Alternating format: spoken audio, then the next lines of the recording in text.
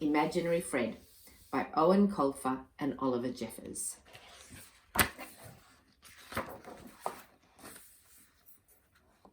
Headaches are a pain. A bee sting hurts even more. But there is one thing that's worse than getting stung on the head by a bee on a rainy day, and that is loneliness. Being alone is no fun. The first 5 minutes are okay, but it's downhill from there. And if you're alone, you're alone. It's not as if you can wish a friend to life. Usually this is true. You can wish and wish until your hair stands on end, but no imaginary friend will appear. Unless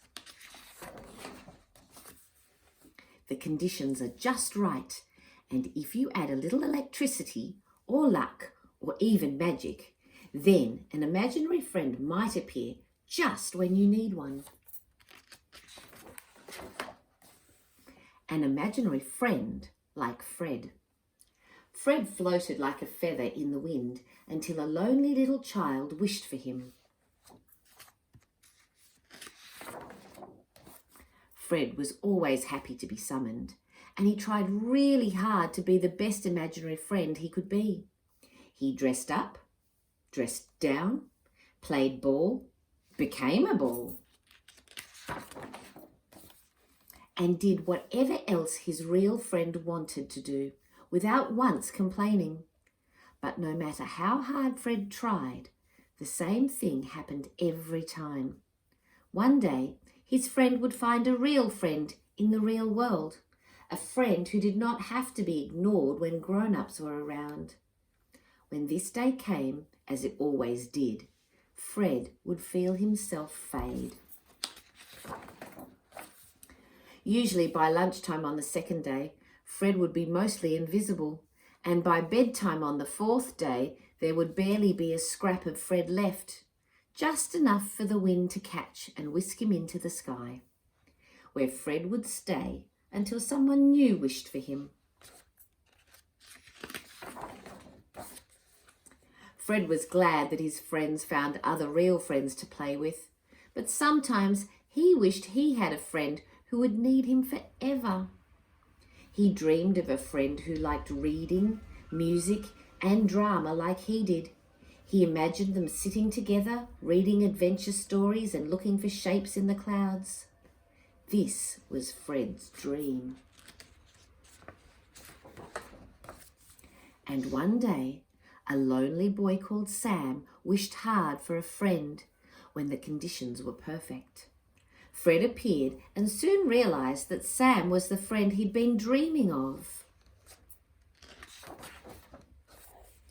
Fred never had so much fun. Sam loved to read, just like Fred, and was most upset if he didn't get through at least one book per day.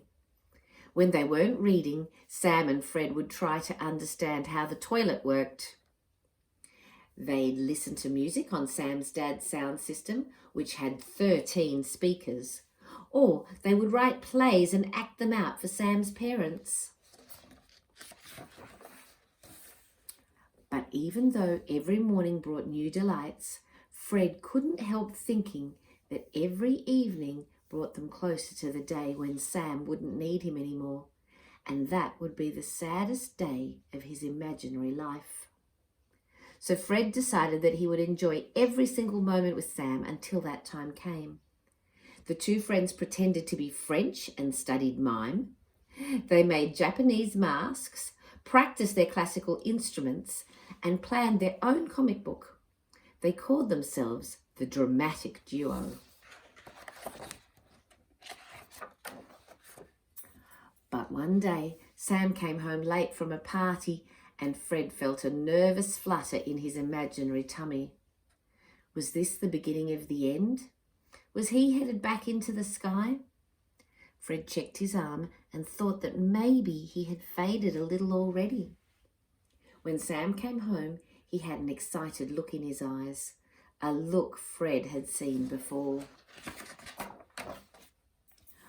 "I made a new friend," Sam told him. "She's a girl called Sammy, which is funny because I'm called Sam. She loves to read and has written and illustrated her own comic book series. You're going to love her, Fred. Fred thought he probably would love Sammy if he were able to stay around long enough to meet her. But don't worry, Sam said. Just because I met Sammy doesn't mean I don't need you. You're still my main man. In Fred's experience, there was only room in a heart for one best friend. I will always be your friend, Fred said. Just promise that you won't forget me. I promise, said Sam, and he meant it.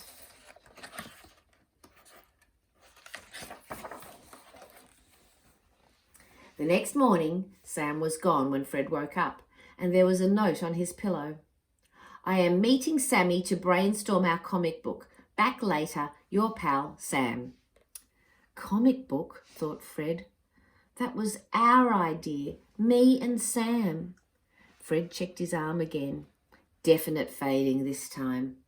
When Sam came home several hours later, Fred called an emergency meeting of the dramatic duo. Okay, Sam, he said, I want to prepare you for what's coming. In a day or two, I will disappear. It's not your fault. It's just that now that you have a real friend, you don't need me anymore.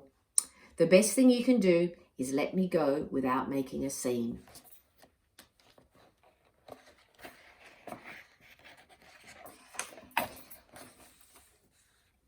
Sam did make a scene. He swore he would never let Fred go.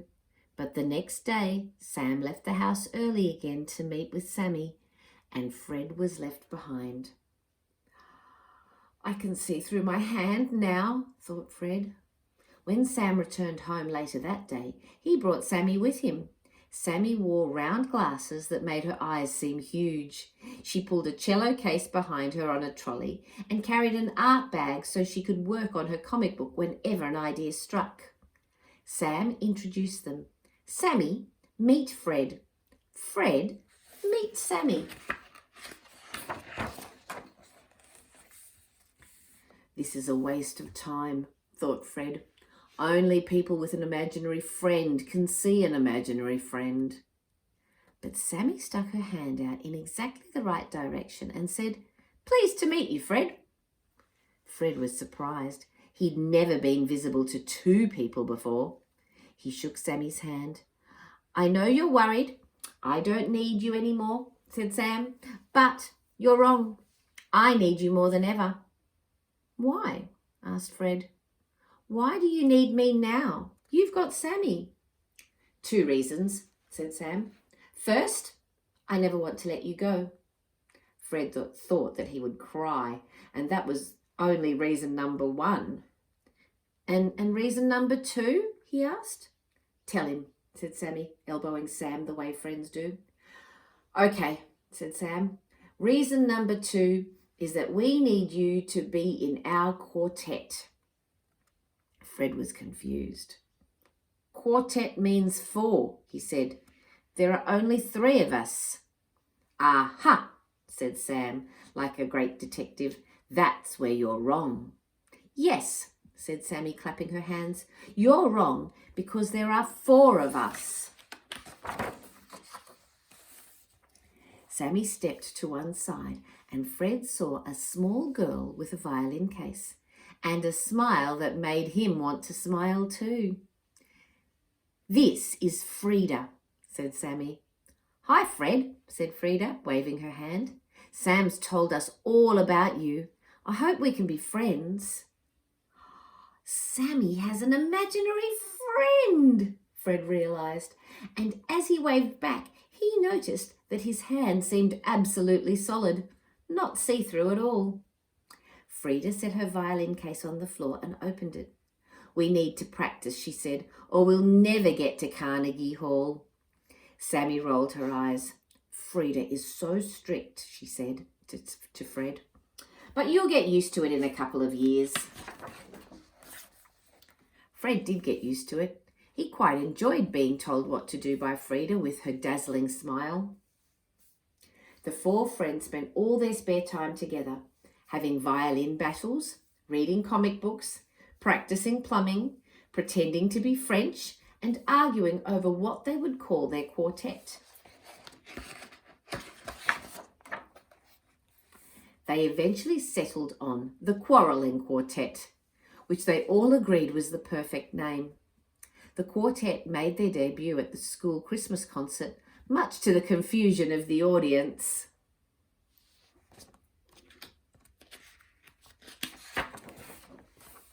But then something interesting happened. The older they grew, the less time the four friends spent together. Sam and Sammy, it seemed, preferred graphic novels to music, and they left the quartet to concentrate on their comic book series. Carnegie Hall was eventually played, not as a quartet, however, but as a duo. Again, much to the confusion of the audience. And this, dear friends, is the interesting thing that happened.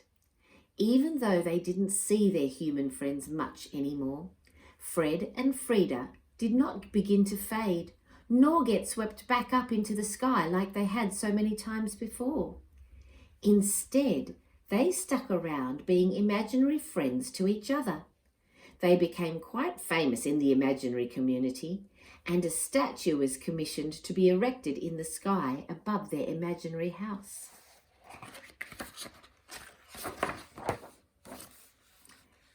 And this was the first case of its kind. Imaginary scientists spent years trying to figure out how it had happened. Eventually they concluded that friendship is friendship, imaginary or not. The same laws apply.